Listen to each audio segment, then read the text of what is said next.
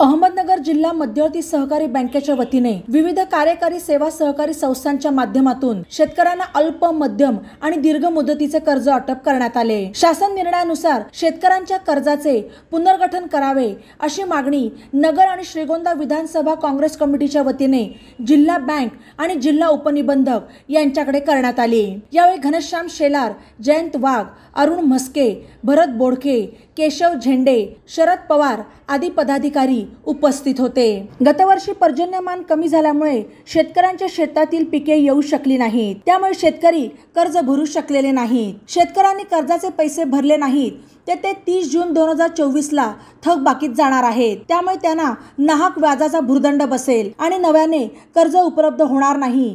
त्या कारणाने शेतकरी आणखी मोठ्या संकटात सापडेल असे निवेदनात म्हटले आहे। यावर्षी पर्जन्यमान बरे झालेले असल्याने कर्ज उपलब्ध न झाल्यास शेती व्यवसाय करणे कठीण जाईल, परंतु शासन निर्णयाप्रमाणे बँकेने शेतकऱ्यांच्या कर्जाचे पुनर्गठन केले तर शेतकऱ्यांना मोठा दिलासा मिळून त्यांना नवीन कर्ज उपलब्ध होईल आणि त्यांना शेती व्यवसाय करणे सुकर होईल। त्यासाठी कर्जाच्या पुनर्गठनाचा निर्णय होणे नितांत गरजेचे असल्याचे निवेदनात म्हटले आहे।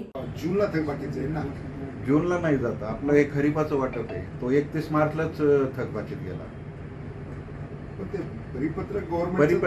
परिपत्रक 31 मार्चच आहे, परत वाचा करेल तुम्ही। नाही कोणाचं? गव्हर्नमेंटचं? हो, गव्हर्नमेंटचं GR आहे साहेब। GR मग 31 मार्चच आहे ना।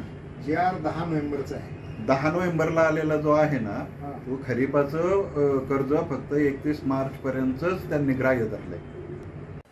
नमस्कार, आज आम्ही जिल्हा सहकारी बँकेच्या कार्यकारी संचालकांना निवेदन देऊन शासनाच्या निर्णयाप्रमाणे शेतकऱ्यांच्या कर्जाचं पुनर्गठन त्या ठिकाणी बँकेनं करावं अशा प्रकारची विनंती केलेली आहे।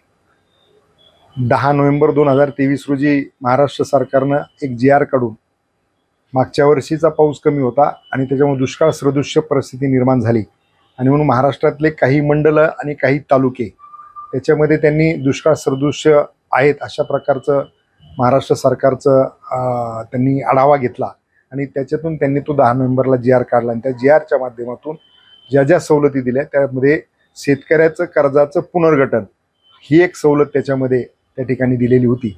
जिल्हा बँकेनं त्याचं पुनर्गठन केलेलं नाही आणि म्हणून आता 30 जून आलेली आहे।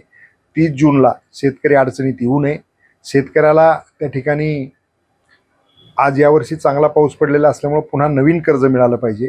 पुनर्गठन झालं नाही तर नवीन कर्ज मिळणार नाही, म्हणून पुनर्गठनाची मागणी आज आम्ही बँकेच्या कार्यकारी संचालकांकडे केलेली आहे।